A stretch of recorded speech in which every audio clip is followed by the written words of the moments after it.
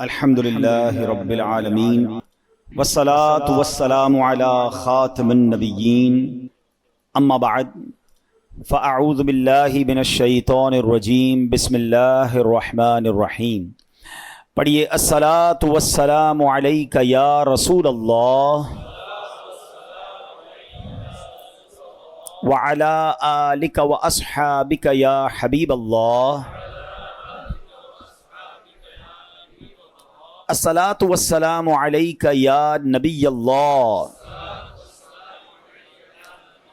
وعلی آلک واصحابک یا نور اللہ.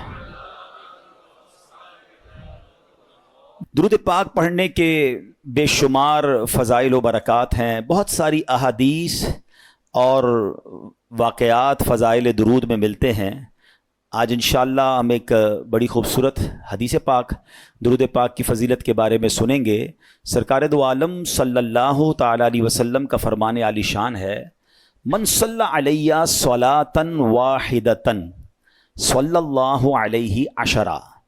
جس نے مجھ پر ایک بار درود پاک پڑھا رب کریم اس پر اپنی 10 رحمتیں نازل فرماتا ہے. فرمایا ومن صلی علیہ عشراً صلی اللہ علیہ مئۃ. جو مجھ پر 10 بار درود پاک پڑھے اللہ کریم اس پر اپنی 100 رحمتیں نازل فرماتا ہے. ومن صلی علیہ مئۃ صلی اللہ علیہ الفا. جو مجھ پر 100 بار درود پاک پڑھے اللہ اس پر 1000 رحمتیں نازل فرماتا ہے. Look at the beautiful multiplication. ایک درود پاک 10 رحمتیں، 10 درود پاک 100 رحمتیں، 100 درود پاک 1000 رحمتیں، ملٹیپلائی بائی 10 رحمتیں ہوتی جا رہی ہیں. ہم سب چاہتے ہیں سیکیور رہیں، سیف رہیں، بزنس پہ جائیں تو وہاں رحمت ہو، گھر والے پیچھے خیر سے رہیں. حالات بھی ایسے ہیں کہ ہم چاہ رہے ہوتے ہیں کہ سب چیزیں سیف اینڈ سیکیور رہیں، تو رحمت الہی جس پر برستی رہے گی کیسے انشاءاللہ وہ سیف رہے گا، کتنی برکتیں ملیں گی. تو the more you want to get the رحمت of اللہ سبحانہ و تعالیٰ the more you recite درود پاک. جتنی رحمتیں چاہیے آپ اتنا درود پاک پڑھتے جائیں، ملٹیپلیکیشن ہوتی جائے گی. مگر اس حدیث کا جو اگلا پارٹ ہے وہ اور خوبصورت ہے. اللہ کے حبیب علیہ الصلوۃ والسلام فرماتے ومن صلی علیہ الفاً. جو مجھ پر 1000 بار درود پاک پڑھے زاحمت کتفہ کتفی علی باب الجنہ. آقا فرماتے ہیں جنت کے دروازے پر اس کا کاندھا میرے کاندھے سے چھو رہا ہوگا. یعنی ہم سب کی تمنا تو یہ ہے کہ پیارے آقا علیہ الصلوۃ والسلام کے پیچھے پیچھے جنت میں چلے جائیں، یہی ہمارے لیے بہت بڑی بات ہے. مگر کاندھے سے کاندھا کس کا ٹچ ہوتا ہے؟ امام صاحب اعلان کرتے ہیں نا، کاندھے سے کاندھا ملا لیں، صفے درست کر لیں. It means very next to me. بالکل جو میرے برابر میں ہوتا ہے نا، میرا کاندھا تو اس سے ٹچ ہوتا ہے. تو آقا کیا فرما رہے ہیں صلی اللہ تعالیٰ علیہ وسلم 1000 بار درود پاک پڑھنے والے کا ڈور آف ہیون، جنت کے دروازے پر میرا کاندھا اس کے کاندھے سے چھو رہا ہوگا. کتنا کمال کا وظیفہ ہے. تو پلیز اپنی زندگی میں درود پاک کو شامل کیجئے. بہت سارے لوگ ملتے ہیں کہتے ہیں کوئی وظیفہ بتا دیں، کوئی سولیوشن بتا دیں، کوئی اچھا سا وظیفہ بتا دیں. سچی بات پتہ کیا ہے؟ ہر درد کی دوا ہے صلی علی محمد. ہر درد کی دوا ہے صلی علی محمد. تعویذ ہر بلا ہے صلی علی محمد. اللہ کرے کہ ہم اس کو انڈرسٹینڈ کرنے والے بن جائیں اور ہماری زبان درود پاک سے تر رہے. آئیے مل کر محبت کے ساتھ با آواز بلند درود پاک پڑھ لیں. صلو علی الحبیب صلی اللہ تعالی علی محمد صلی اللہ علیہ وسلم. آج جو ہمارا موضوع ہے وہ بڑا کمال کا موضوع ہے اور ویری امپورٹنٹ ٹاپک ہے. اور لیکن اس ٹاپک کی طرف جانے سے پہلے میں one of the historical personality of Islam, یعنی اسلام کی تاریخ کی ایک ایسی عظیم شخصیت کا میں نے ذکر کرنا ہے. پھر ہمیں اس سے انشاءاللہ سیکھنا بھی ہے. اور وہ شخصیت ہیں کہ سرکار دو عالم علیہ الصلوۃ والسلام کے بعد کائنات میں سب سے بڑا مرتبہ اگر کسی کا ہے تو وہ ان کا ہے. وہ کون ہے؟ وہ حضرت ابراہیم علیہ نبینا علیہ الصلوۃ والسلام ہے. ٹھیک ہے نا؟ کبھی کبھی تھوڑی سی کنفیوژن ہو جاتی ہے کہ افضل البشر بعد الانبیاء وہ کون ہے؟ حضرت ابوبکر صدیق رضی اللہ تعالیٰ عنہ. تو یاد رکھیے وہ انبیاء کے بعد افضل ہیں. لیکن اگر انبیاء کو بھی شامل کر لیا جائے تو پوری یونیورس میں، پوری کائنات میں اللہ کے حبیب جناب رسول اللہ صلی اللہ تعالیٰ علیہ وسلم کے بعد جو دوسرے نمبر پر شخصیت آتی ہے جن کا مرتبہ سب سے بڑا ہے وہ حضرت ابراہیم علیہ نبینا علیہ الصلوۃ والسلام. حضرت ابراہیم کی ایک اور خوبصورت، بہت ساری انشاءاللہ باتیں سنیں گے ان کے بارے میں، مگر آپ جو ہے نا یہ وہ ہستی ہیں کہ چاروں آسمانی مذاہب میں آپ کا ادب ہے. اچھا ابراہیم جو آپ کا نام ہے اس کی وجہ تو بتاتا ہوں, لیکن آپ ابو الانبیاء بھی کہلاتے ہیں, یعنی آپ کے بعد جتنے نبی ہوئے وہ سب آپ کی اولاد سے ہوئے, اس لیے آپ انبیاء کے والد بھی کہلاتے ہیں. اچھا آپ کا نام جو ابراہیم ہے نا, آپ کے والد کا نام تارخ تھا, اور ابراہیم ایکچولی سریانی زبان کا لفظ ہے اور اس کے معنی ہے ابو الرحیم, یعنی مہربان باپ. چونکہ آپ بچوں پر بہت مہربان تھے, مہمان نوازی آپ کی بڑی مشہور تھی, اس لیے آپ کو ابراہیم کہا جاتا ہے. بعض لوگوں نے کہا کہ ابراہیم اصل میں ابرام تھا جس کے معنی ہے بزرگ. چونکہ آپ بہت سے انبیاء کرام کے والد ہیں اور سارے دینوں میں آپ کی عزت ہے, حتیٰ کہ مشرکین عرب بھی آپ کی عظمت کرتے تھے, عزت کرتے تھے, اس لیے آپ کا نام ابراہیم ہوا. اچھا آپ کا ایک بڑا پیارا لقب ہے ابو الضیفان, یعنی مہمان نواز, بہت مہمان نواز. آپ کے بارے میں آتا ہے کہ آپ کا گھر سڑک کے کنارے پر تھا, جو بھی گزرتا آپ اس کو گھر لے آتے اور اس کی مہمان نوازی فرماتے. بلکہ مہمان نوازی کی ابتدا جو ہے وہ حضرت ابراہیم علیہ نبینا علیہ الصلوۃ والسلام نے کی ہے. اچھا پھر اسی طرح آپ کے بہت سارے زندگی میں ایسے ایسے واقعات ہوئے کہ جس کے بارے میں انشاءاللہ جب ہم سنیں گے تو ایمان تازہ ہو جائے گا.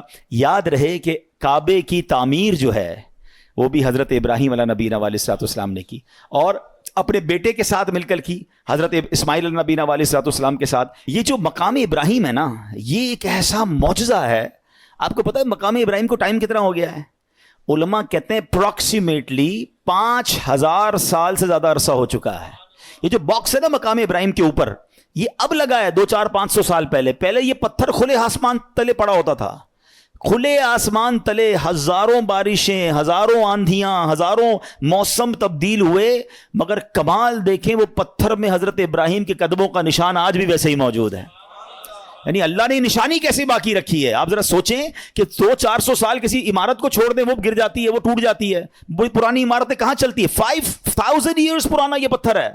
اور اس مقام ابراہیم, یہ جنت سے آیا تھا پتھر.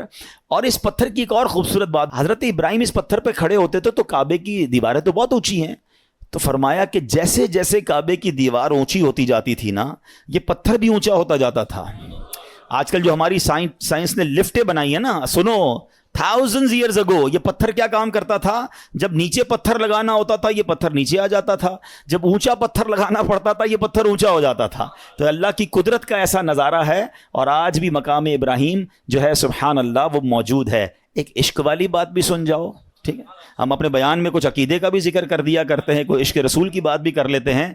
اس مقام پر نماز ادا کرنے کا, اپنی سجدہ گاہ بنانے کا قرآن حکم دیتا ہے, وَاتَّخِذُوا مِن مَّقَامِ إِبْرَاهِيمَ مُصَلًّى, اور ابراہیم کے کھڑے رہنے کی جگہ کو اپنی سجدہ گاہ بناؤ, اپنی مصلی بناؤ, یہاں نماز ادا کرو. اب مجھے بتائیے کہ جہاں حضرت ابراہیم موجود نہیں ہیں, ان کے قدموں کے نشان ہیں, اللہ اس کی عظمت کا ذکر قرآن میں کر رہا ہے, تو جہاں جس قبر انور میں, جس روضے میں خود مصطفیٰ کریم موجود ہیں, تو اس مدینے کی برکتوں کا عالم کیا ہوگا, اس روضہ رسول کا عالم کیا ہوگا, مسجد نبوی میں جا کے سجدوں کا عالم کیا ہوگا. تو آپ سوچئے کہ سبحان اللہ. اچھا پھر یہاں ایک اور بات سیکھنے کو مل رہی ہے, اللہ والے جہاں سے گزر جائیں, جہاں ٹچ کر دیں, جہاں وقت گزار لیں, وہ جگہ ایسی مقبول ہو جاتی ہے کہ وہاں جائیں تو جا کر دعائیں قبول ہونا شروع ہو جاتی ہیں. تو اگر آج کوئی مقدس مقام پر کسی اللہ کے ولی کے مزار پر جا کر اللہ سے دعا مانگ رہا ہے, تو یہ رحمتوں کے نزول کی جگہ ہے, یہ قرآن سے ہمیں سیکھنے کو مل رہا ہے. Let's come to the topic. اب حضرت ابراہیم علیہ نبینا علیہ الصلوۃ والسلام جو ہے نا, وہ اتنی عظیم ہستی ہیں کہ آپ کے کچھ اسپیشلٹیز ہیں, ایکسکلوسیوٹی ہے, یعنی وہ صرف آپ کے ساتھ خاص ہیں. وہ چند باتیں عرض کرتا ہوں. حضرت ابراہیم علیہ الصلوۃ والسلام نبی پاک علیہ الصلوۃ والسلام کے بعد سب سے افضل ہیں. اسی طرح حضرت ابراہیم علیہ الصلوۃ والسلام اپنے بعد آنے والے سارے نبیوں کے والد بھی ہیں. اچھا اسی طرح آپ ہی کی یادگار حج کے ارکان ہیں, آپ ہی کعبہ شریف کی پہلی تعمیر کرنے والے ہیں. اس طرح جس پتھر پر کھڑے ہو کر آپ نے کعبے کو تعمیر کیا, اس پتھر پر اس کے قریب قیام اور سجدے ہونے لگ گئے, اور قیامت میں سب سے پہلے آپ ہی کو عمدہ لباس عطا ہوگا, آپ کے فوراً بعد جناب رسول اللہ صلی اللہ تعالیٰ علیہ وسلم کو عطا ہوگا. تو یہ وہ مقام ہے حضرت ابراہیم علیہ نبینا علیہ الصلوۃ والسلام کا. اب آتے ہیں آپ کی زندگی کے بہت خوبصورت واقعات ہیں. میں نے کہا نا کہ آج چونکہ ٹاپک میرا توکل ہے تو میں ایک ہی واقعے کو روکوں بات کروں گا, ورنہ حضرت ابراہیم کی سیرت ایسی سیرت ہے, میں نوجوانوں کو, ینگسٹرز کو, سب کو کہوں گا وی مسٹ ریڈ, کیونکہ آپ کی زندگی میں نمرود کی آگ کا واقعہ بھی ہے, آپ کی زندگی میں خانہ کعبہ کی تعمیر کا, اور کس طرح آپ اپنی زوجہ کو, اپنے بچے کو ایک بالکل لک و دک صحرا میں چھوڑ کر آ گئے. کیسا رب پر بھروسہ تھا کہ اللہ کی اطاعت میں دودھ پیتے بچے کو, حضرت اسماعیل کو چھوڑ کر آ گئے, مگر وہاں چھوڑنا پورے مکے شہر کی آبادی کا سبب بن گیا. اور پھر آپ ہی کی زندگی میں وہ واقعہ بھی ہے کہ جس میں کیا ہوا تھا کہ آپ علی نبینا علیہ الصلوۃ والسلام کے ساتھ جو کعبے کی تعمیر ہوئی, آپ علیہ الصلوۃ والسلام کے ساتھ بہت سارے ایسے واقعات, وہ پرندوں کا ذبح کرنا بھی ہے, آپ علیہ الصلوۃ والسلام کے بہت سارے معجزات ہیں جو سننے اور دیکھنے کے قابل ہیں. اور پھر آپ کو جب خواب میں حکم دیا گیا کہ اپنے بیٹے کو ذبح کرو, تو آپ نے اپنے بیٹے کو ذبح کرنے میں بھی کسر نہ چھوڑی. یہ اللہ کے کیسے بندے تھے, ہر قربانی کے لیے ہر وقت تیار ہو جاتے تھے. آپ کو پتہ ہے حضرت ابراہیم کو اولاد کب ملی تھی؟ حضرت ابراہیم اللہ سے دعا کرتے تھے, اسمع یا ایل, اسمع یا ایل. اسمع لفظ عربی کا, اسمع کے معنی ہوتا ہے اللہ سن لے, ایل ہے عبرانی زبان کا لفظ. The meaning of L is پروردگار, اللہ, اے اللہ میری سن لے, مجھے بیٹا دے دے, مجھے اولاد دے دے. 99 ایئرس کی ایج میں جا کر حضرت ابراہیم کو حضرت اسماعیل عطا ہوئے ہیں. آپ ذرا سوچیں, دو باتیں سیکھنی ہے اس میں. مایوس نہیں ہوئے, پکارتے رہے ہیں. ہم تو 2-4 مہینے کوئی دعا کرے کام نہ ہو, بندہ کہتا دعا کا فائدہ ہی کوئی نہیں ہے. اچھا میری اور آپ کی حیثیت کیا ہے؟ وہ خلیل اللہ ہیں, اللہ کے دوست ہیں. 99 ایئرس کی دعا, کمال ہے نا. اس سے سیکھنے کو مل رہا ہے کہ دعا سے مایوس نہیں ہونا. اور دوسری بات یہ سیکھنی ہے کہ اللہ والوں کو آزمایا بھی جاتا ہے. ہاں آزمائشیں آتی ہیں, ان کو ٹیسٹ کیا جاتا ہے. ہماری دعا قبول نہ ہو, اللہ سے ہی بدزن ہو جاتے ہیں. توبہ توبہ, ایسا کبھی نہیں کرنا.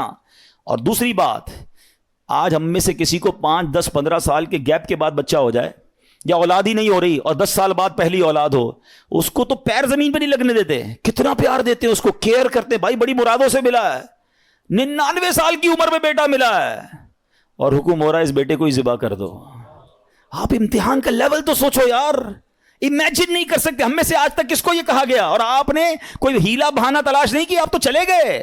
اور بیٹا بھی کہتا ہے ابا جان کیجئے جو رب کا حکم ہے. آپ نے چھری بھی پھرا دی, اپنا کام پورا کیا انہوں نے. وہ تو اللہ کی شان تھی کہ چھری نے حضرت اسماعیل کو کوئی نقصان نہ پہنچایا, اللہ نے جنتی مینڈھا بھیج دیا, اور وہ ذبیح اللہ کہلائے حضرت اسماعیل نبی علیہ الصلوۃ والسلام. سیکھیں ان بزرگوں کی سیرت سے, کیا صبر تھا, کیا بھروسہ تھا, قربانی کے لیے ہر وقت تیار رہتے تھے. ہمیں چھوٹی سی قربانی دینی ہو تو ہم پیچھے بانٹ جاتے ہیں, کوئی نہ کوئی بہانہ تلاش کرتے ہیں. آئیے آج میں حضرت ابراہیم کا وہ واقعہ سنانا چاہتا ہوں جو ہمارے جو مین ٹاپک ہے اس کو کور بھی کرے گا, اور ہمیں بہت کچھ سیکھنے کو ملے گا. آپ کی ایج تھی ایک روایت کے مطابق 18 یا 20 سال.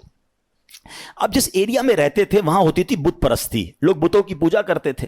آپ ان بتوں سے بڑے بیزار تھے, اب اللہ وحدہ لا شریک کی عبادت کرتے تھے.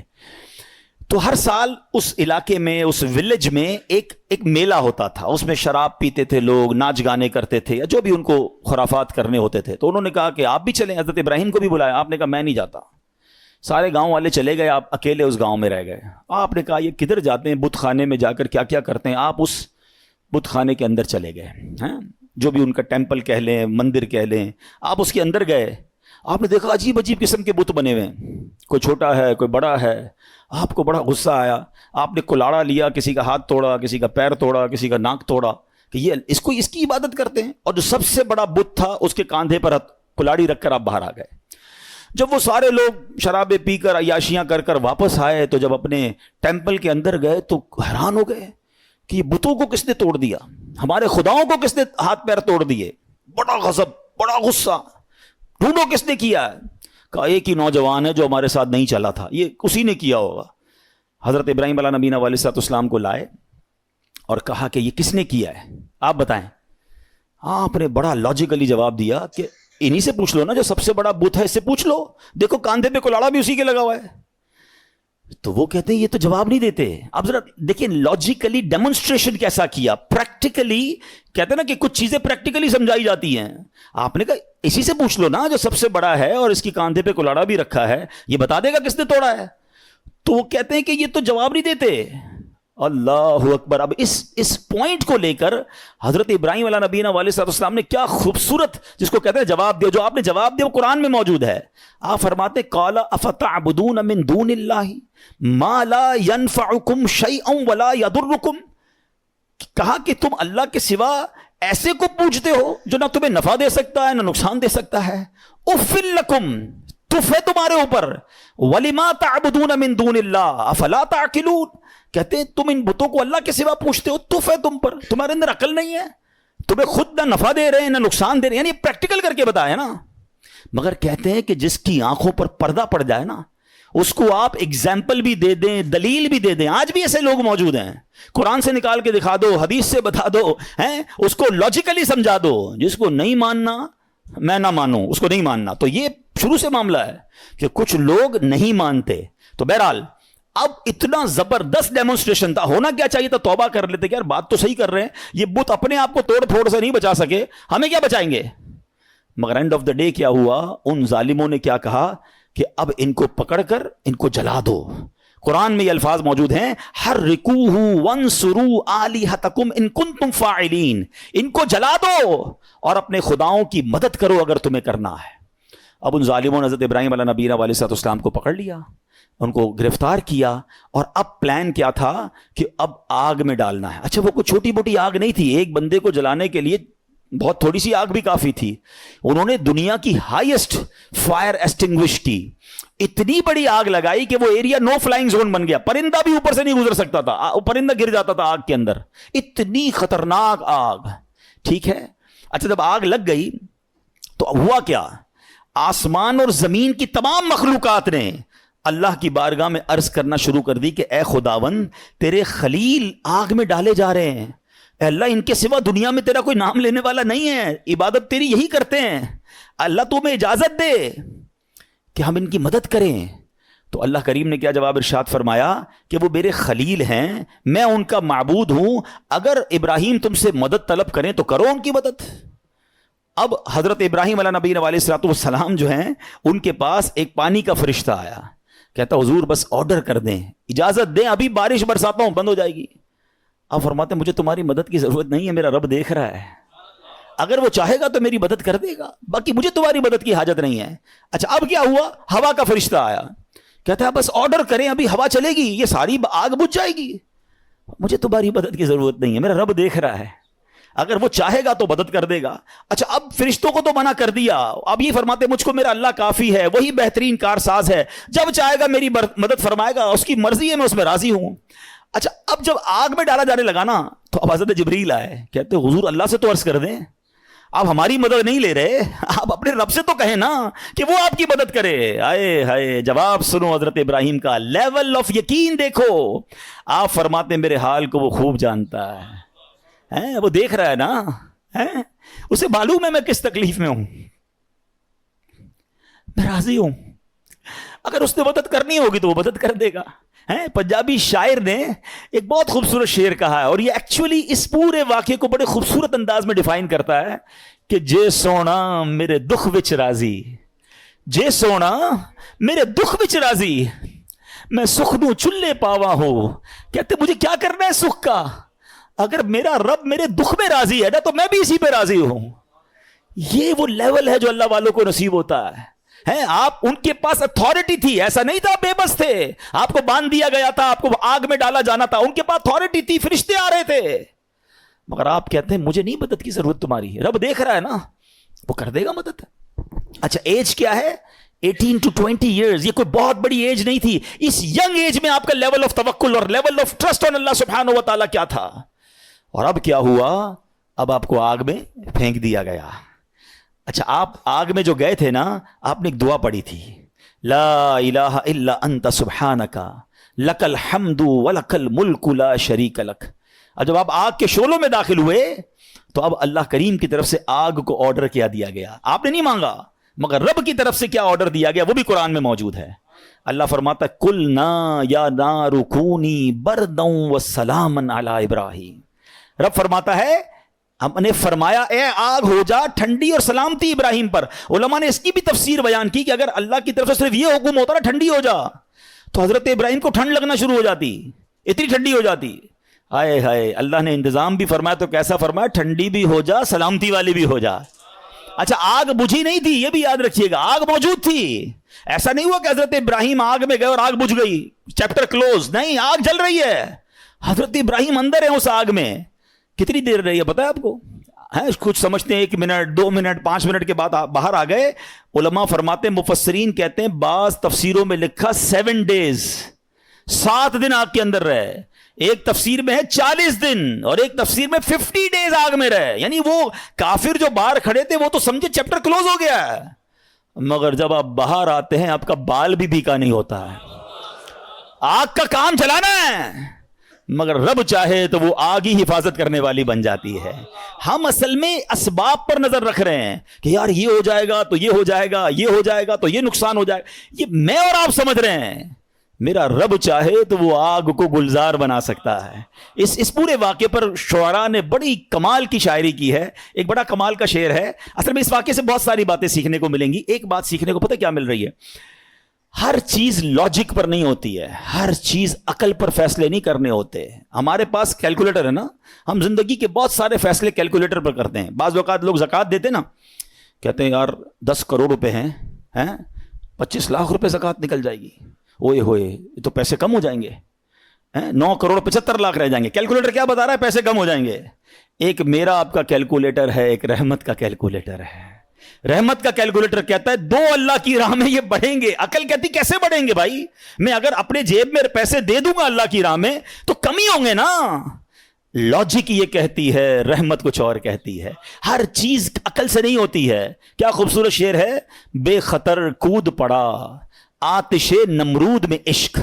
یہ چھلانگ جو ہے نا عقل نے نہیں لگائی تھی, یہ عشق نے لگائی تھی. عقل تو کہہ رہی تھی جل جائیں گے, عشق کہتا ہے کود جاؤ, رب کا حکم ہے نا, رب کی رضا ہے.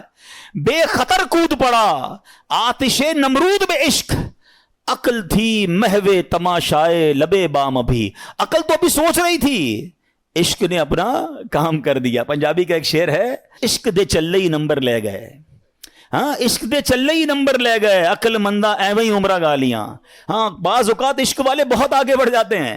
اور شاعر مشرق نے کیا لکھا, کیا کمال کی بات. یقین کرے یہ شعر جو ہے نا, کاش یہ بات سمجھ آ جائے. ہمیں بعض اوقات لگتا ہے مسئلہ حل نہیں ہو رہا, پرابلم سالو نہیں ہو رہی, بڑی مشکل ہے, ایک ہی ریکوائرمنٹ ہے. شاعر مشرق لکھتے ہیں, اگر آج بھی ہو ابراہیم سا ایمان پیدا. کیا کنڈیشن ہے, لیول آف ایمان اگر وہ ہو جائے نا, توکل ٹرسٹ, اگر آج بھی ہو ابراہیم سا ایمان پیدا, آگ کر سکتی ہے انداز گلستان پیدا. آج بھی آگ گلزار بنے گی, آج بھی آپ کی پرابلم سالو ہوگی. بس ایمان وہ چاہیے, لیول وہ چاہیے جو حضرت ابراہیم علیہ نبینا علیہ الصلوۃ والسلام کو عطا کیا گیا. تو اس واقعے سے اللہ کی رضا پر راضی رہنا, مشکلوں پر صبر کرنا اور امتحان پر اپنے آپ کو اسٹیڈ فاسٹ رکھنا, یہ ہمیں قرآن سکھا رہا ہے. اور اے میرے پیارے اسلامی بھائیوں, آج کل ہمارا بہت بڑا مسئلہ کہ ٹرسٹ ڈیفیسٹ ہے. ہمیں دنیا والوں پر بھروسہ ہے, ہمیں رب پر بھروسہ نہیں ہے. ہم سب پر بھروسہ کرتے ہیں, ہم رب پر بھروسہ نہیں کرتے. ہماری جو ہے نا اللہ سے دوستی کمزور ہو گئی ہے. ہمیں لگتا ہے نہیں یار یہ مسئلہ کیسے حل, جب تک یہ بندہ نہیں ملے گا نا, جب تک یہ فون نہیں کرے گا, جب تک اس سے میرا کانٹیکٹ ڈیولپ نہیں ہوگا, میرا کاروبار ہی نہیں بڑھے گا, میرا مسئلہ ہی حل نہیں ہوگا. یہ ہماری بھول ہے. میں آپ کو کچھ انشاءاللہ حدیثیں سناتا ہوں, پھر اس ٹاپک پہ مزید بات کرتے ہیں کہ اللہ کے حبیب علیہ الصلوۃ والسلام کیا فرماتے ہیں.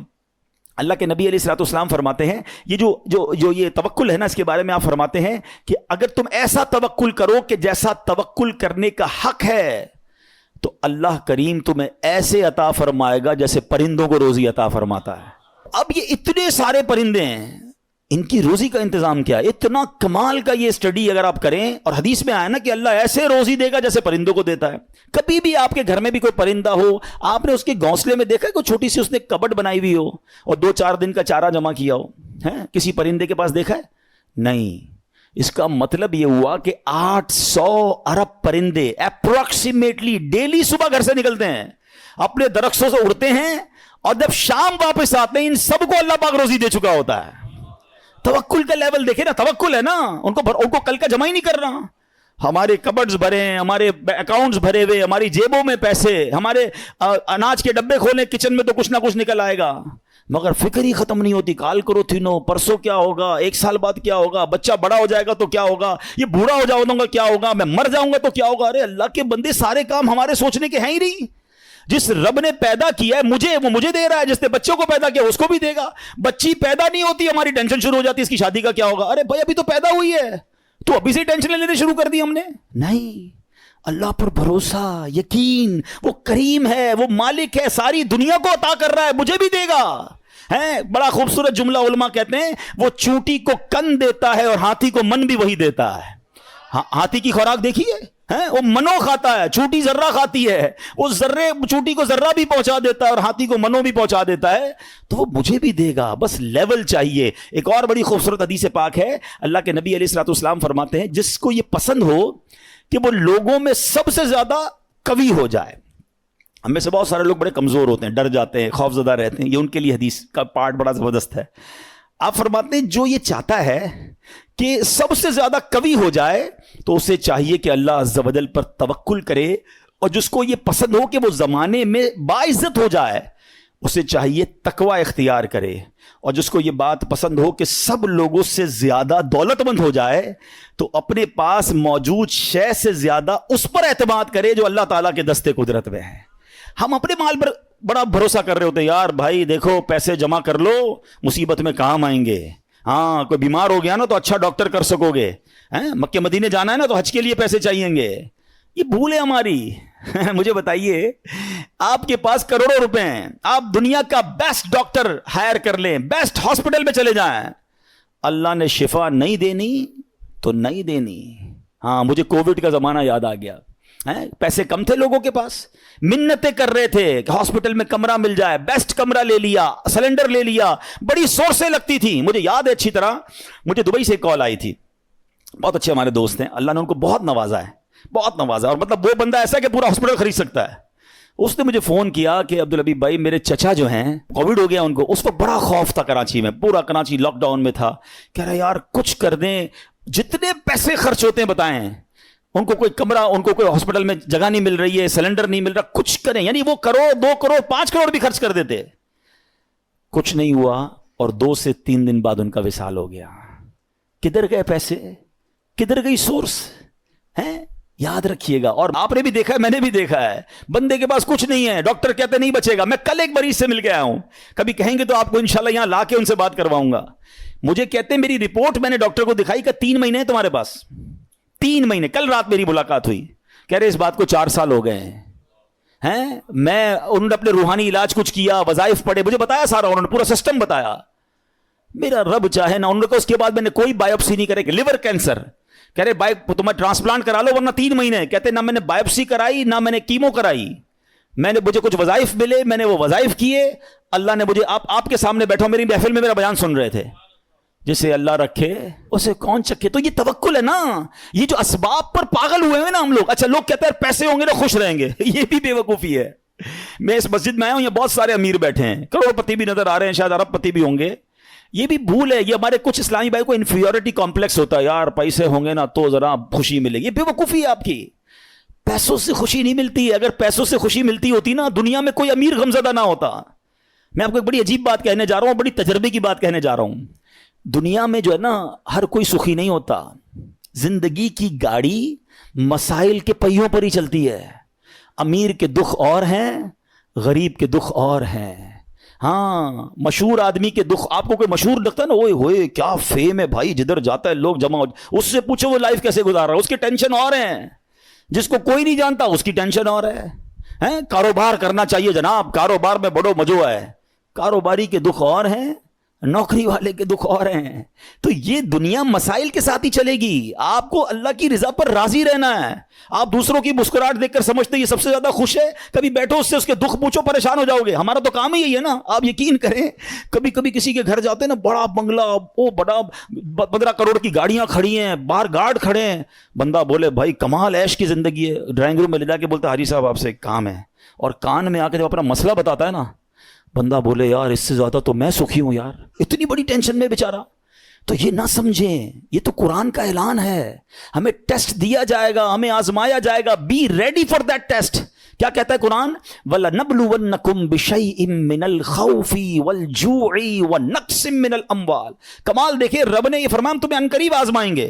اچھا یہ نہیں کہا کہ آزمائیں گے کسی بھی چیز سے، لسٹ بھی دے دی ہے، کوسچن پیپر ڈکلیئر ہے، وَلَنَبْلُوَنَّكُمْ بِشَيْءٍ مِّنَ الْخَوْفِ، تمہیں خوف آئے گا، کبھی دشمن کا خوف آتا ہے، کبھی بدنامی کا خوف آتا ہے، کبھی لگتا ہے یار یہ چیز خراب ہو جائے گی، والجوع، تمہیں بھوک لگے گی، تمہارے پیسے کم ہو جائیں گے، غربت آ جائے گی، پھر کیا فرمایا؟ نقص من الاموال، تمہارے مال کم ہو جائیں گے، شپمنٹ خراب ہو جائے گی، کوئی مال لوگے وہ مال بیکار ہو جائے گا، آپ کا آرڈر خراب ہو جائے گا، ہوتا ہے کاروبار میں۔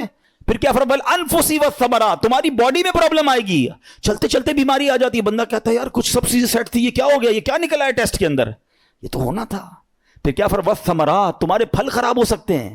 کیا خوبصورت قرآن نے پہلے سے بتا دیا ہے، مگر اس ٹیسٹ میں جو پاس ہوگا، کیا فرمایا؟ وبشر الصابرین، خوشخبری صبر والوں کے لیے، be ready for that test. اور اس ٹیسٹ سے جب آپ گزر جاؤ گے نا، پھر کیا فرمایا؟ الذین اذا اصابتهم مصیبہ قالوا انا للہ وانا الیہ راجعون، جب ان پر کوئی مصیبت آتی ہے تو کہتے ہیں ہم اللہ ہی کا مال ہے، اللہ ہی کی طرف لوٹ جانا ہے۔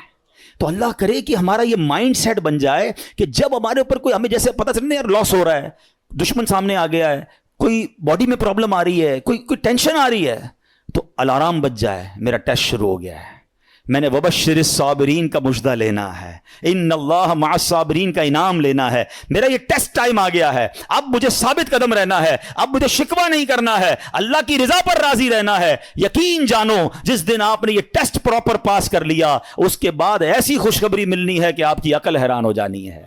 بس ہمیں اللہ پر بھروسہ رکھنا ہے، اللہ پر یقین رکھنا ہے، اور وہ رب کیسے عطا فرماتا ہے، سبحان اللہ۔ ایک اور ایمان افروز واقعہ سنیں، پھر میں آپ کو ایک کمال کی آیت سناؤں گا۔ ہوا کیا، ایک بزرگ تھے حضرت حاتم اسم، بہت بڑا نام ہے، ٹھیک ہے، ان کا توکل بہت کمال کا تھا۔ ایک رات اپنے رفقا سے، اپنے دوستوں سے بات کر رہے تھے تو حج کا ذکر نکل آیا، تو ان کے دل میں بھی حرمین طیبین جانے کی تڑپ بڑھ گئی، تو گھر تشریف لائے اور اہل خانہ سے کہتے ہیں اگر مجھے اجازت دو تو میں حرمین طیبین چلا جاؤں۔ تو بیوی بچوں نے کہا کہ ہمارے پاس تو پیسے ہی نہیں ہیں، فاقے چل رہے ہیں، اور آپ مکہ مدینے جانے کی بات کر رہے ہیں، اور آپ چلے گئے تو ہمارا پیچھے کیا حال ہوگا؟ بھروسہ اللہ پر نہیں ہے، اسباب پر، چیزوں پر۔ تو وہ ایک چھوٹی بچی تھی، وہ کیا کہتی ہے، اگر تم لوگ اجازت دے دو تمہارا کیا جائے گا، یہ جہاں جانا چاہتے جانے دو، یہ رزق دینے والے تھوڑی ہیں، کہتے یہ رازق تھوڑی ہیں، رزق ملنے کا وسیلہ ہیں۔ جب گھر کے دیگر افراد نے بچی کا توکل دیکھا تو کہتے بچی ٹھیک تو کہہ رہی ہے، اللہ کے گھر ہی جا رہے ہیں، اب چلے جائیں۔ حضرت کو اجازت دے دی گھر والوں نے، آپ حج پر روانہ ہو گئے۔ اب صبح ہوئی تو آپ کی جیسے ہی حج کی خبر پھیلی تو آپ کے پڑوسی آ گئے، کہ یہ آپ نے کیا کیا، اس بچی کو برا بھلا کہنے لگے کہ آپ کو اجازت نہیں دینی چاہیے تھی، آپ کے ابو چلے گئے، آپ کے کھانے پینے کے مسائل ہیں۔ اچھا پہلے ایسا تو نہیں تھا کہ 15-20 دن 40 دن کا حج تھا، کئی مہینوں کا ٹریول ہوتا تھا، جاتے تھے آتے تھے، آلموسٹ 4 to 6 months، ہو سکتا ہے سال کا سفر ہو۔ تو اب بچی کو یہ کہنے لگے کہ تمہیں اجازت نہیں دینی چاہیے تھی۔ آئے ہائے، جب اس بچی نے یہ سنا نا تو آسمان کی طرف سر اٹھایا اور کہنے لگی کہ اے میرے مالک، اب مجھے ان لوگوں کے سامنے رسوا نہ کرنا، تیرے بھروسے میں نے کہا تھا، اب تو نے رسوا نہیں کرنا۔ اچھا ہوا یہ کہ اس شہر کا جو حاکم تھا، جو سمجھ لیں بادشاہ تھا یا گورنر کہہ لیں، وہ شہر کے گشت پر نکلا، اور ٹریول کرتے کرتے اسے پیاس لگی، تو اسی حضرت حاتم اسم کے گھر کے دروازے پر آ کر دروازہ بجایا جاتا ہے، کیا گورنر صاحب آئے ہیں، ذرا پانی پلا دیں، پیاس لگی ہے۔ ان کی زوجہ کہتی یا اللہ، ہم وہ لوگ ہیں جن کے اپنے کھانے پینے کے پرابلمز ہیں، اور ہمارے دروازے پر شہر کا حاکم آ کر پانی مانگ رہا ہے، اے اللہ تیری قدرت۔ پانی پلایا تو کسی پڑوسی نے آ کر کہا کہ یہ بڑے غریب لوگ ہیں، اور ان کے والد صاحب حج پہ چلے گئے ہیں، حضرت حاتم اسم ہیں، اور ان کے گھر میں تو فاقے چل رہے ہیں۔ تو بادشاہ نے کہا کہ انہوں نے ہم پر مہربانی کی، ہمیں پانی پلایا، ان کو ایسے خالی ہاتھ تو نہیں چھوڑنا چاہیے۔ اس نے اپنے جو پیٹی باندھتے تھے اس زمانے میں، اپنی پیٹی اتاری اور ان کے گھر میں ڈال دی، اور اپنے سارے سپاہیوں سے کہا سب اپنی اپنی پیٹی ڈال دو۔ سب نے پیٹی کھولی اور ڈال دی، بعد میں وہ پیٹی کے بدلے پیسے آئے اور وہ مالدار ہو گئے، اتنے پیسے ہو گئے، سبحان اللہ۔ اب کیا ہوا، جب یہ سب کچھ آ گیا تو اب وہ بچی زاروں کے تار رونے لگی۔ لوگ کہنے لگے اب تو مسئلہ حل ہو گیا، اللہ نے تمہارا بھروسہ تھا، اللہ نے اتنی مہربانی کی، اتنے پیسے گھر میں آ گئے۔ تو وہ بچی کے جملے سنیے گا، وہ کہتی ہے کہ میں تو اس لیے رو رہی ہوں کہ ہم نے کل رات بھوک کے عالم میں گزاری، جب مخلوق نے ہمارے حال پر نظر عنایت کی تو فقر و غربت سے ہمیں غنی کر دیا، فقر و فاقہ ختم، وی آر ناؤ رچ۔ وہ کہتی جب اللہ کریم ہمارے حال پر نظر فرمائے گا تو لمحہ بھر کے لیے بھی ہمیں کسی کا محتاج نہ رہنے دے گا۔ پھر بچی نے بارگاہ خداوندی میں دعا مانگی، اے اللہ ہمارے والد پر نظر رحمت فرما اور ان کے لیے آسانی فرما دے، وہ تیری راہ میں روانہ ہوئے ہیں۔ کیا کمال کی بچی ہے۔ اور جب اس بچی نے یہ دعا کی تو پھر ہوا کیا، سبحان اللہ، کہ دوسری طرف سیدنا حاتم اسم جب حج کے قافلے کے لیے روانہ ہوئے تو راستے میں امیر قافلہ شدید بیمار ہو گیا۔ لوگوں نے اس کے لیے ڈاکٹر کو تلاش کیا تو ڈاکٹر نہیں ملا۔ امیر قافلہ نے پوچھا کوئی ہمارے ساتھ نیک بندہ ہے، اللہ کا کوئی نیک بندہ؟ لوگوں نے کہا ہاں ہمارے ساتھ تو حضرت حاتم اسم ہے۔ امیر کے پاس آپ گئے، امیر کے لیے دعا کی، اسی وقت اللہ پاک نے وہ تکلیف امیر کی دور کر دی۔ تو امیر نے حکم دیا کہ ان کے لیے کھانے پینے اور سواری کا انتظام کر دیا جائے۔ آپ رحمۃ اللہ تعالیٰ علیہ اپنے بچوں کے لیے پریشان تھے جن کو پیچھے چھوڑ کر آئے ہیں، اسی حالت میں آپ کی آنکھ لگ گئی، خواب میں کسی نے کہا حاتم جو ہمارے ساتھ اپنا معاملہ درست کر لیتا ہے ہم بھی اس کے ساتھ اپنا معاملہ درست کر لیتے ہیں۔ آپ کو اہل و عیال کے ساتھ جو پیچھے مدد ہوئی نا وہ بھی خواب میں بتا دیا گیا۔ حج کے بعد جب واپس تشریف لائے تو بچی گلے لگ کر رونے لگی۔ اس موقع پر وہاں موجود بچوں نے بڑوں سے کہا اللہ پاک اس کی طرف نظر نہیں فرماتا جو عمر کے اعتبار سے بڑا ہو، بلکہ اس کی نظر رحمت تو اس کی طرف متوجہ ہوتی ہے جو اللہ کریم کی زیادہ پہچان رکھتا ہے، زیادہ معرفت رکھتا ہے۔ تو اے میرے پیارے اسلامی بھائیوں، یاد رکھیے اللہ پر بھروسہ ہو تو بگڑے کام سنور جاتے ہیں۔ یہ آج کل لوگ جو حرام کام کی طرف جا رہے ہیں نا، کوئی سود کا کام کر رہا ہے، کوئی رشوت کا کام کر رہا ہے، کوئی جناب کہتا ہے نہیں یار جھوٹ بولے بغیر کاروبار کیسے ہوگا، یہ ایکچولی پرابلم یہ توکل کی کمی ہے۔ آج حرام روزی کا جو بازار گرم ہے نا، اچھا پتہ سب کو ہے کہ میں جھوٹ بول رہا ہوں، پتہ ہے میں ملاوٹ کر رہا ہوں، پتہ ہے میں دھوکہ دے کر پیسے کما رہا ہوں، لیکن جب اس سے پوچھو کیوں کر رہے ہو تو یار کیا کریں، گھر کا خرچہ کیسے چلے گا، مارکیٹ میں سارے ہی جھوٹ بولتے ہیں، میں نہیں بولوں گا تو میرا مال کیسے بکے گا۔ مجھے بتائیے پھر توکل کدھر گیا، پھر بھروسہ کدھر گیا؟ یعنی آپ یہ سمجھتے کہ غلط کر کر ہی پیسے ملیں گے، یہ بھول ہے ہماری۔ یاد رکھیے حرام روزی کے قریب بھی نہ جائیں، یہ وہ غلطی ہے جو ہمارے یہاں بہت بڑی تعداد میں لوگ کر رہے ہیں۔ آپ یقین کریں، آپ اللہ پر بھروسہ رکھیں اور ایک نیت کر لیں آج کچھ بھی ہو جائے میں حرام روزی کے قریب بھی نہیں جاؤں گا۔ پھر دیکھیں آپ کے مسئلے کیسے حل ہوتے ہیں۔ سب سے بڑا پرابلم پتہ ہے کیا ہے؟ ہمارے مسئلے حل نہیں ہو رہے، ہمیں سکون نہیں ملتا ہے، ہماری ٹینشنیں دور نہیں ہوتی ہیں۔ پلیز چیک کیجئے روزی حلال ہے کہ نہیں ہے۔ ایک بار حضرت موسیٰ علیہ نبینا علیہ الصلوۃ والسلام نے ایک شخص کو دیکھا کہ وہ زارو کتار رو رہا ہے، ہاتھ اٹھا اٹھا کر دعائیں کر رہا ہے، یا اللہ یا اللہ یا اللہ۔ حضرت موسیٰ تو اللہ سے بات کرتے تھے، آپ نے اللہ سے عرض کی مولا یہ اتنی دعائیں کر رہا ہے، اس کی دعا سن لے، اس کی پکار سن لے، اس کا مسئلہ حل کر دے۔ اللہ نے فرمایا اے موسیٰ یہ اتنا روئے کہ روتے روتے مر جائے، یہ اتنے ہاتھ بلند کرے کہ اس کے ہاتھ آسمان تک پہنچ جائیں، تب بھی اس کی دعا قبول نہیں ہونی ہے۔ حضرت موسیٰ نے کہا یا اللہ وجہ کیا ہے؟ فرمایا یہ حرام کھاتا ہے، حرام پہنتا ہے اور اس کے گھر میں حرام مال ہے، خدا را اس سے نکل آئیے۔ ہمت کیجئے، ایک بار آپ بھروسہ کیجئے اللہ پر۔ مجھے اندازہ ہے اس طرح کے بیان ہوتے ہیں نا تو ڈبل مائنڈڈ ہو جاتا ہے بندہ، یار بات ٹھیک ہو رہی ہے مگر پورا امپائر کھڑا ہوا ہے، پوری فیکٹری چل رہی ہے، پورا بزنس ہی سود پہ چل رہا ہے، جھوٹ پہ چل رہا ہے، بہت ساری غلطیاں ہیں، کیسے نکلوں؟ اللہ سے مدد مانگنی ہے، وہ کریم ہے، وہ ضرور مدد فرمائے گا۔ ایک اور بات سنیے، یہ بعض اوقات فیملی پریشر کی وجہ سے بھی لوگ حرام کی طرف جاتے ہیں، ڈیمانڈ ہی ختم نہیں ہوتی نا۔ ایک اور حدیث پاک سنیے، اللہ کرے میری بہنیں سن رہی ہوں، میری مائیں، میری بچیاں سن رہی ہوں، وہ بھی اس حدیث کو سنیں۔ پیارے آقا علیہ الصلوۃ والسلام نے ارشاد فرمایا لوگوں پر ایک ایسا زمانہ آئے گا کہ مومن کو اپنا دین بچانے کے لیے ایک پہاڑ سے دوسرے پہاڑ اور ایک غار سے دوسرے غار کی طرف بھاگنا پڑے گا۔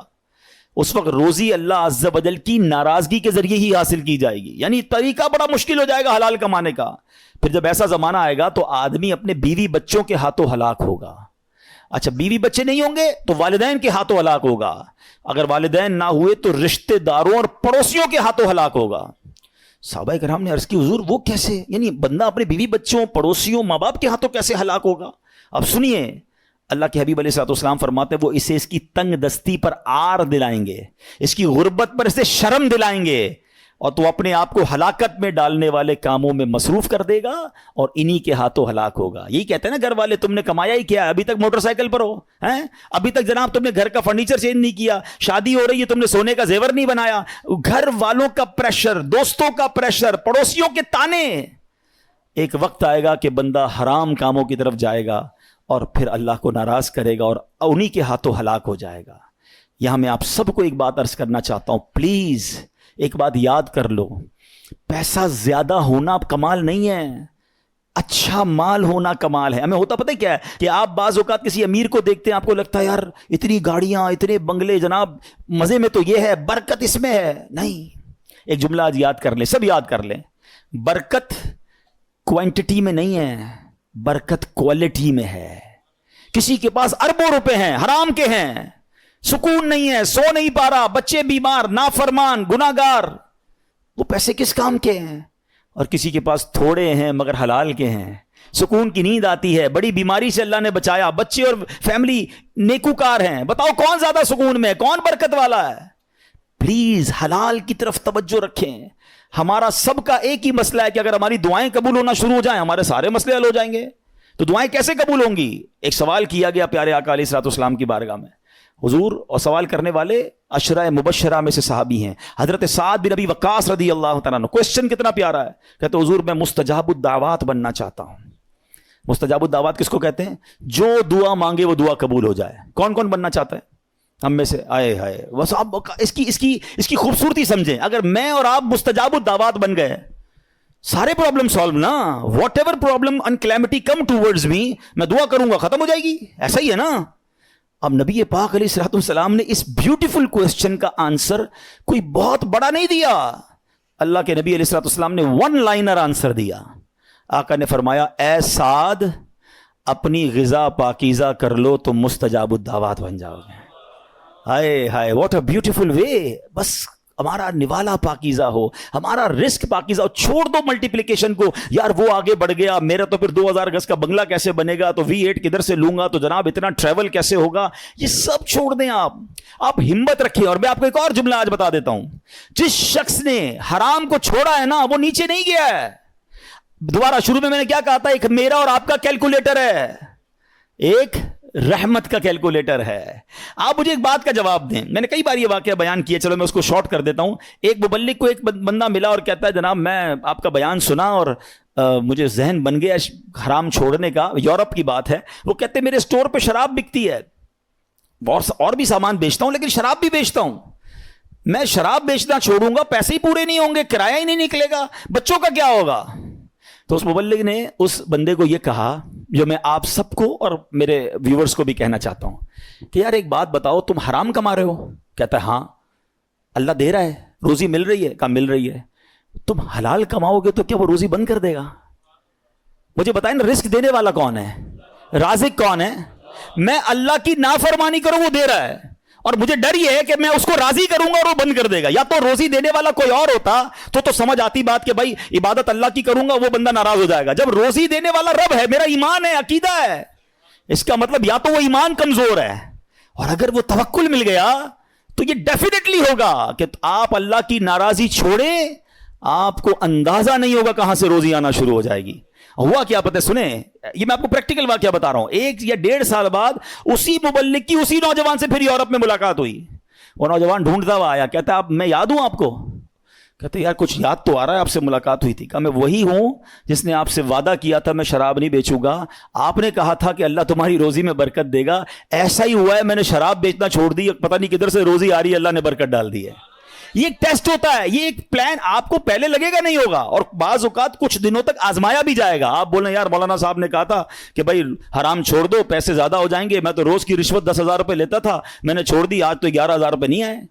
ایسا نہیں ہوگا, کچھ دن آزمایا جائے گا. ہو سکتا ہے اللہ تھوڑی میں ہی تمہیں سکون عطا کر دے, تمہیں برکت ڈال دے, یا پھر تمہیں اپنے غیب کے خزانوں سے عطا فرمائے.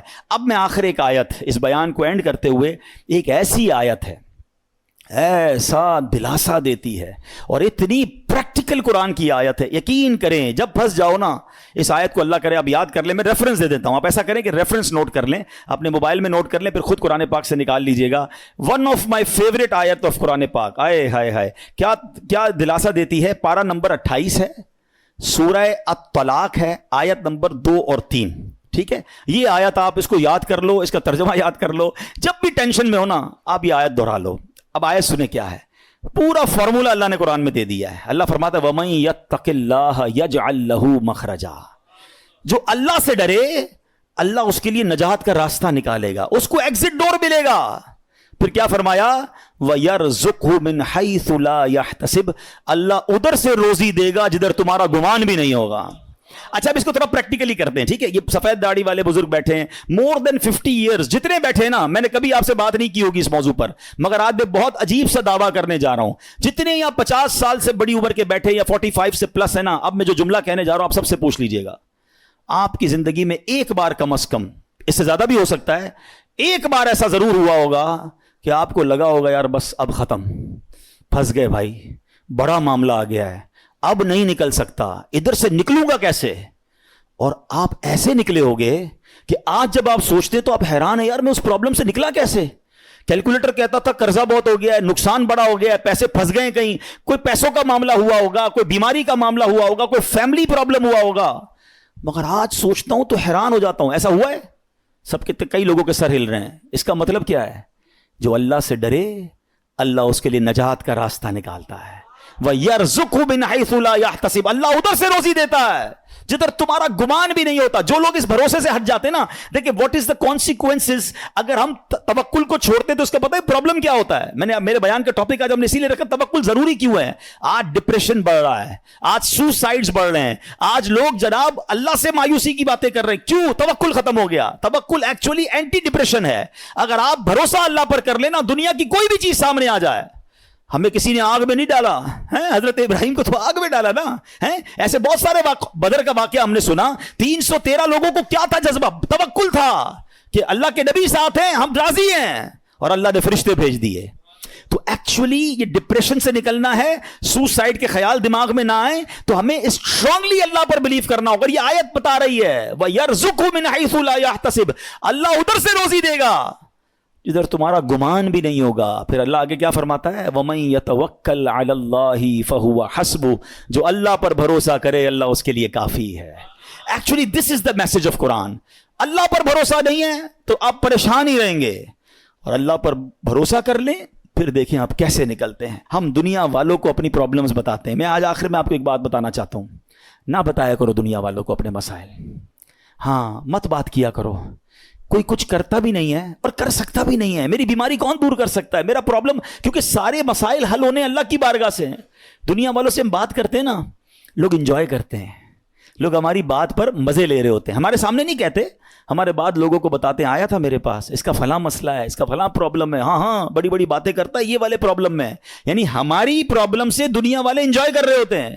کیوں بتاتے ہو دنیا والوں کو بھائی, کسی کا احسان کیوں اٹھائیں, کسی کو حالات کیوں بتائیں, تم ہی سے مانگیں گے تم ہی دو گے, تمہارے در سے ہی لو لگی ہے. وہ شاعر کہتے ہیں نا, دنیا والے تو درد دیتے ہیں, دنیا والے تو درد دیتے ہیں, درد دل کی دوا مدینہ ہے, درد دل کی دوا.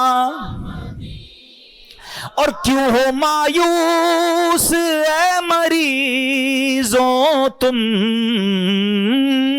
کیوں ہو مایوس اے مریضوں تم, آؤ دارو شفا مدینہ ہے. تو ہمیں اللہ اور اس کے رسول کی طرف نظر رکھنی ہے, ہم نے دنیا والوں کو نہیں بتانا ہے. تو ہمیں اللہ پر جب بھروسہ ہوگا نا, میں آپ کو مشورہ دیتا ہوں, آپ اللہ سے باتیں کیا کرو. مجھے ایک بات بتائیں, کبھی رات میں ایسا ہوا ہوگا آپ کے ساتھ کہ آپ بڑے دکھی ہوں گے, ٹینشن میں نیند نہیں آئی ہوگی, بچپن میں خاص طور پہ یا جوانی میں, اور آنکھوں میں آنسو ہوں گے, اور آپ اپنی والدہ کے پاس گئے ہوں گے نیند سے بیدار ہو کر, یا نیند نہیں آ رہی, اور ماں کو کہا ہوگا ماں میں بہت پریشان ہوں, پھنس گیا ہوں ماں, بیمار ہوں یا قرضے میں ہوں, واٹ ایور آپ کا پرابلم تھا. سچ بتاؤ ماں نے کیا کیا تھا, کروٹ بدل کر سو گئی تھی کہ بیٹا تو جان تیرا کام جانے, یا ماں بھی بے قرار ہو گئی تھی, ماں بھی اٹھ کر بیٹھ گئی, ماں نے سینے لگایا, اللہ سے دعائیں کرنا شروع کر دی. مجھے ایک بات بتاؤ, میں بستر سے اٹھ کر آنکھوں میں آنسو لیے جب جب ماں کے پاس گیا, اس ماں نے سینے لگایا, کبھی بستر سے اٹھ کر آنکھوں میں آنسو لے کر اللہ کے پاس جاؤ تو صحیح. میرا رب تو وہ ہے جس نے میری ماں کے دل میں ممتا بھی اسی نے ڈالی ہے. وہ کئی ماؤں سے زیادہ چاہنے والا ہے. ہمارا پرابلم یہ بات ہی نہیں کرتے اللہ سے, ہم سب سے بات کرتے ہیں. آپ اس کو ٹرائی کر کے دیکھ لیں اور اللہ سے اپنی مادری زبان میں جس طرح بات کرنی ہے بات کریں نا. دنیا میں کسی بڑے آدمی, گورنر, وزیر اعظم, صدر سے بات کرنی ہے, اول تو ٹائم نہیں ملتا, نمبر نہیں ملتا, مل جائے تو سیکرٹری بولتا ہے صاحب بہت بیزی ہیں, 15 دن بعد موقع ملے گا. اچھا پھر ملاقات 5 منٹ کی ہوگی. کتنی کنڈیشن ہے یار. میں تو کہہ رہا ہوں خدا سے بات کرنی ہے, احکم الحاکمین سے بات کرنی ہے. کیسے ہوگی؟ پوچھو مولا علی سے. کہتے ہیں جب میرا جی چاہتا ہے میرا رب مجھ سے بات کرے, میں قرآن پڑھنے لگ جاتا ہوں. اور جب جی چاہتا ہے میں اللہ سے بات کروں, میں دعا کرنے لگ جاتا ہوں. کیا ٹو وے کانورزیشن ہے یار. نو بڈی بٹوین می اینڈ اللہ سبحانہ و تعالیٰ, نو سیکرٹری, نو ٹائم لمٹ. جتنی بات کرنی ہے کرو نا. ہاتھ اٹھاؤ اکیلے میں, کبھی کبھی تہجد میں بیٹھا کرو. یہ مسجد میں بھی آ کر نا کونا پکڑ لیا کرے, کبھی کبھی فوراً چلے جاتے ہیں لوگ, اور اللہ سے باتیں کریں. اے اللہ پریشان ہوں, اے اللہ بیمار ہوں, پھنس گیا ہوں مولا, کاروبار ٹھپ ہو گیا ہے, روزی کے مسائل ہیں, بیماری کے, جو آپ کے دل میں اللہ سے بات کرو. آپ یقین کرو وہ دینے والا ہے. وہ خود فرماتا ہے ادعونی استجب لکم, مانگو میں تمہیں عطا کروں گا. جس دن اللہ پر آپ کا بھروسہ بڑھ گیا نا, آپ کو دعا کا لطف آ جائے گا. آپ اللہ سے پتہ ہے ایک اور بڑی پیاری قرآن پاک کی آیت کا جز ہے, وہ کیا ہے؟ وَأُفَوِّضُ أَمْرِي إِلَى اللَّهِ, میں اپنے سارے کام اپنے رب کے سپرد کرتا ہوں. ہم کہتے ہیں نا یار میں آج گیا تھا بھائی فلاں جگہ, فائل جمع کرا کے آیا ہوں, مسئلہ حل ہو جائے گا, بہت بڑی شخصیت کو دے کر آیا ہوں فائل.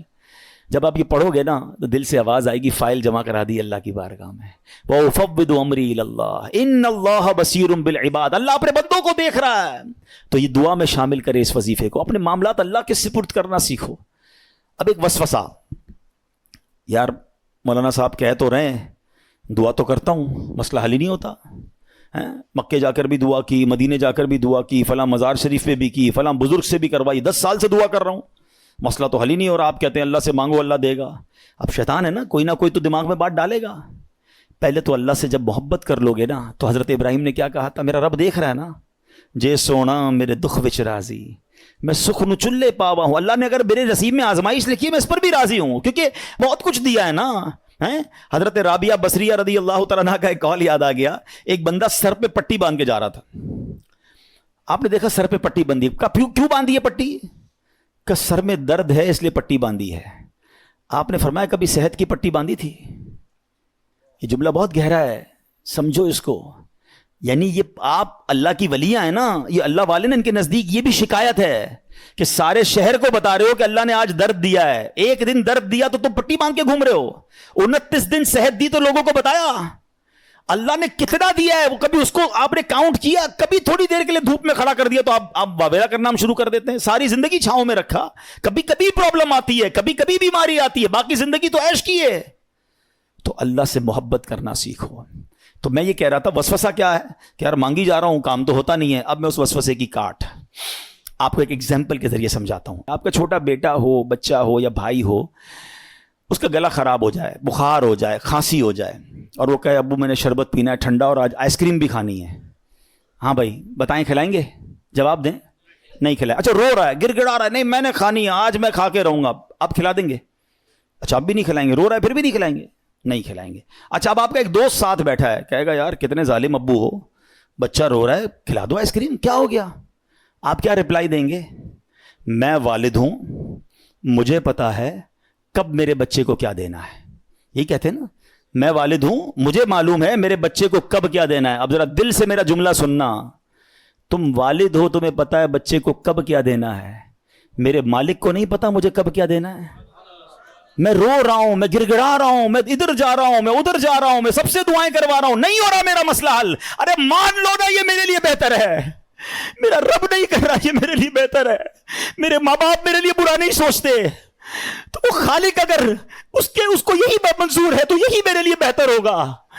کاش یہ جس دن یہ توکل کا لیول مل گیا آپ کو کبھی کسی پرابلم میں ٹینشن نہیں ہوگی. کام ہو گیا تب بھی راضی رہو گے, نہیں ہوا جب بھی راضی رہو گے کہ میرے رب نے نہیں کیا نا, یہی میرے لیے. میں نہیں سمجھ پا رہا, مجھے نہیں. بچوں کو کہاں سمجھ آتی ہے, وہ کہتے ہیں ابو اچھے نہیں ہیں, امی اچھی نہیں ہے, مجھے نہیں دے رہی چیز. ابو امی کو پتا ہے کیوں روک رہے ہیں. ارے میری آپ کی عقل اتنی, ہمیں یہ سمجھ ہے کہ بچے کو کب کیا دینا ہے کیا نہیں دینا. जिसने कायनात बनाई उसे नहीं पता मुझे कब क्या देना है क्या नहीं देना। कुछ लोगों को माल उलमा कहते इसलिए नहीं दिया जाता कि वो अमीर हो जाएंगे तो नाफरमान हो जाएंगे, ईमान से हाथ धो बैठेंगे। कुछ लोगों को गरीब इसलिए नहीं बनाया जाता कि वो गरीब होंगे तो फक्र फाका की वजह से इस्लाम से चले जाएंगे। अल्लाह की देन है, अल्लाह की मर्जी है। वह तो इज्जु मन तशा व तुज़िल्लु मन तशा। मैं और आप होते कौन है एतराज करने वाले कि उसको अमीर क्यों बनाया, इसको गरीब क्यों बनाया, इसको लंबा क्यों बनाया, इसको छोटा क्यों बनाया। अरे रब की मर्जी, वो खालिक और मालिक है, हम बंदे हैं, हमारा काम मानना है, हमें उससे मोहब्बत करना है, हमें उस पर भरोसा करना है। खुदा की कसम अगर आज मैं और आप तवक्कुल को पालें जिंदगी गुजारना आसान हो जाएगा। तो आज के बयान में ये पैगाम लेकर जाओ कि मैंने सबसे ज्यादा अगर किसी से मोहब्बत करनी है तो अपने मालिक से करनी है, क्योंकि उसने सबसे ज्यादा अताएं मुझे दी हैं। अरे मैं जब पैदा नहीं हुआ था, जब से मुझे नवाज रहा है, मैं मां के पेट में था, उसने मेरे हाथ पैर सलामत रखे, मुझे लंगड़ा पैदा नहीं किया, मुझे बगैर हाथ के पैदा नहीं किया। कि बच्चे नाबीना पैदा नहीं होते, क्या दिल के सुराख वाले बच्चे पैदा नहीं होते? मेरे रब ने मुझे पूरा पैदा फरमाया।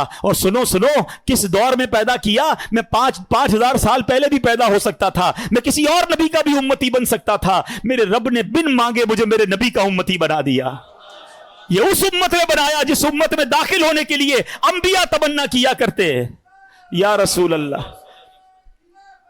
आप जरा सोचें कि किस कदर हम पर मेहरबानी है। ये हमने मांगी थी? मैंने और आपने क्या पैदा होने से पहले दुआ की थी, या अल्लाह सही सलामत बनाना, अंधा मत बनाना, बहरा मत बनाना, गूंगा मत बनाना, ए अल्लाह मुझे जो है वो नबी पाक का उम्मती बनाना? नोबडी आस्क, हमें तो पता ही नहीं था।